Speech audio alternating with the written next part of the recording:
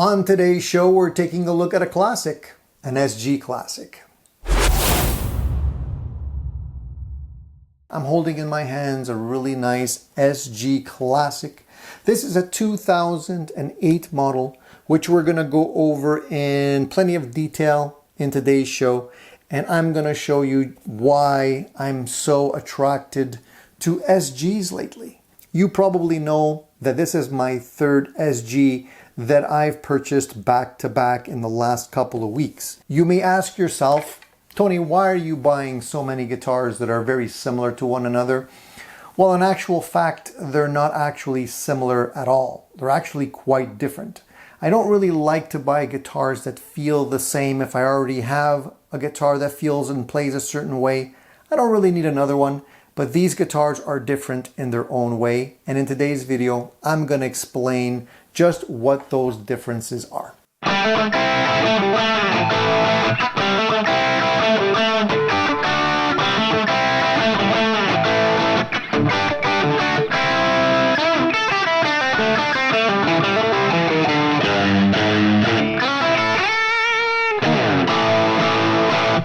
I started off by saying that this is a 15-year-old guitar, believe it or not, and I love to find guitars that are player guitars that have been played.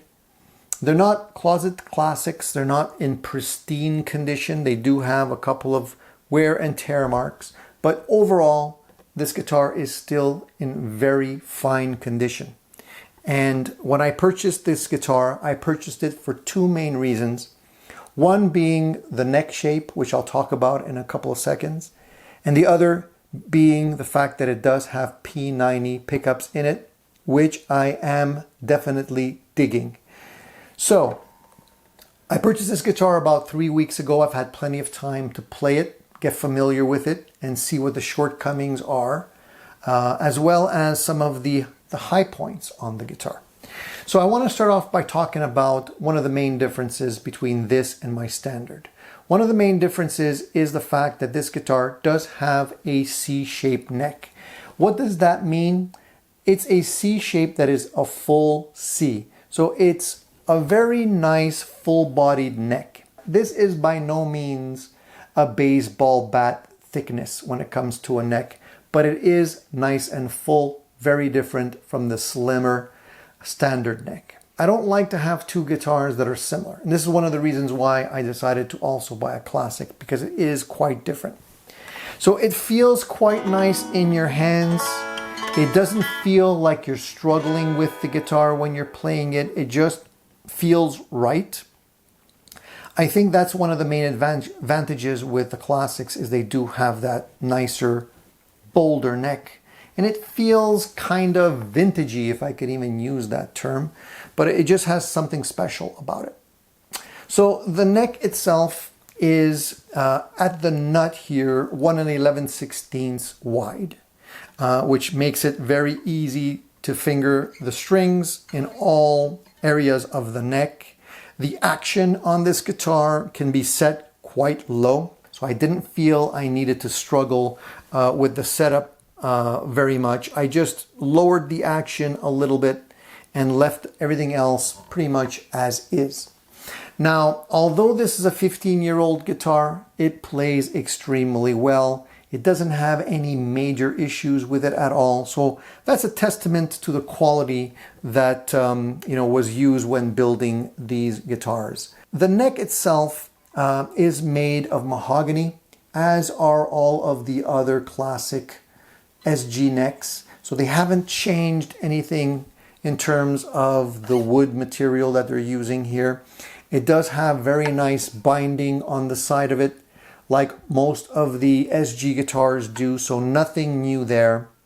The radius on the neck is a 10-inch radius, and it does sport a really nice rosewood fretboard. They hadn't started changing that out and trying to find less expensive wood materials. One of the main things that you'll notice on this neck is the fact that it doesn't have the regular inlays. What it does have are dot inlays, and these are micarta inlays. And micarta is a combination of paper, some cloth material, and a resin. You know, the dots are quite simple. Some people actually prefer the dots. Like on the old Gibson 335s, the dot models didn't have the parallelograms, they didn't have the wider block inlays, they had the dots like this one. So I like that fact, and that's another aspect of this guitar which makes it different from my standard. Now the frets on this board are medium frets.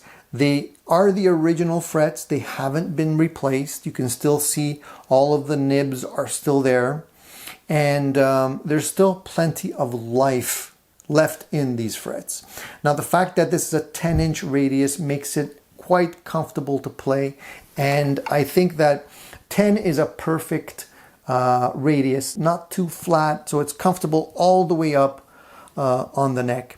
And that's one of the great things about these specific guitars, is the fact that they can be played easily in all positions all the way up. Now the body of this guitar is also made of mahogany. It's about 7.4 to 5 pounds, not very heavy.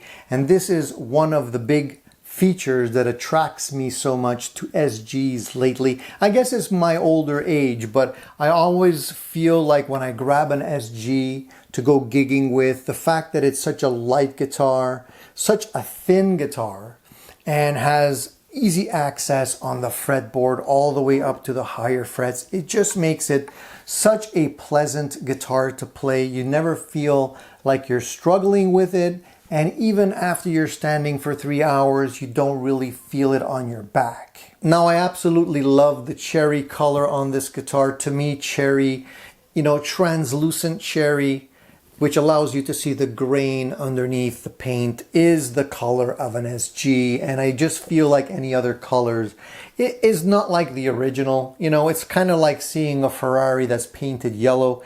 Something's just not right. It doesn't mean that it's ugly. It's just not what we're accustomed to. So I really love and dig this classic cherry color on this guitar. The first thing you're going to notice is that this guitar does have what they call a Batwing pickguard.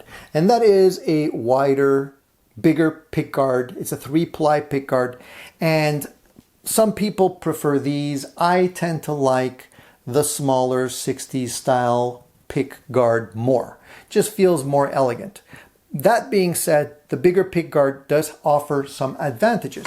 It obviously protects the bottom and the top of the guitar, so if you pick a little hard or wildly, you'll be covered for that. The other advantage is if ever you get tired of the P90 pickups in this guitar, it can be easily converted to a humbucker model just by routing out the pickup cavities, making them slightly larger, which means that the Batwing pickguard will come in handy to hide all of that. The simple one on the 60s model won't do that, so you have to be more careful. So that is somewhat of an advantage if you like to mod your guitars. Now I'm really digging the sound of these P90 pickups. This is one of the reasons I also opted for the Classic, because the standard comes with humbuckers. The P90s are basically single coils that have been beefed up a little bit, and they play really nice for all kinds of different types of music. I don't have any issues playing heavier style music with these P90s, but they also do a very nice job in reproducing the clean sounds with just a little bit of grit.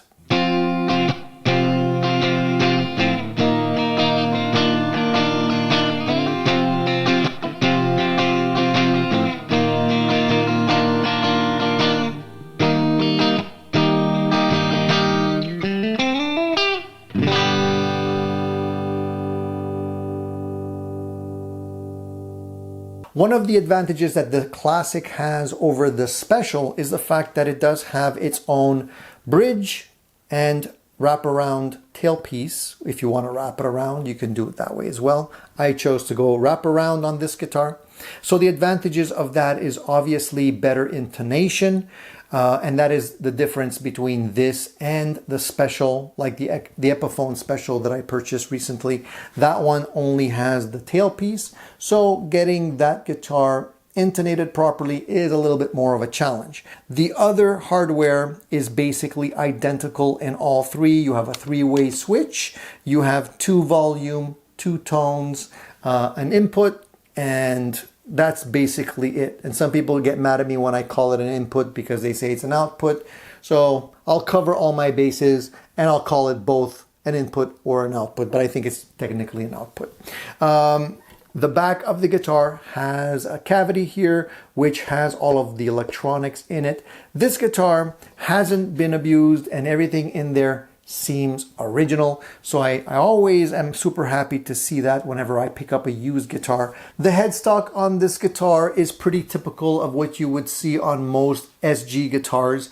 The only difference I would say is the fact that this one has these type of tuners that are that have these oval plastic white buttons, which are not my favorite. Honestly, I don't like these. I don't know why Gibson still puts them on their guitars. I think they do just because, you know, they were used in the past and some of the older guitars had them. So it's a throwback to yesteryear, but I don't like the look. And honestly, I think there's better choices out there.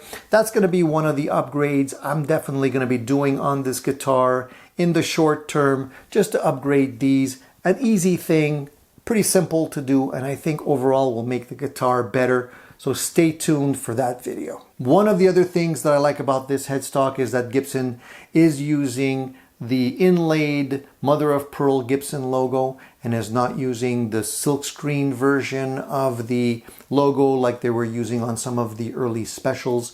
I do like this version much better. Now the output on these P90s are not super hot. They're 7.8, around that range. So they clean up nicely because they're not high output pickups. So they tend to play nice on the cleaner tones, have a little bit more of a sweeter tone to them. And they do have a nice bite to them when you're actually cranking more of a drive sound through your guitar.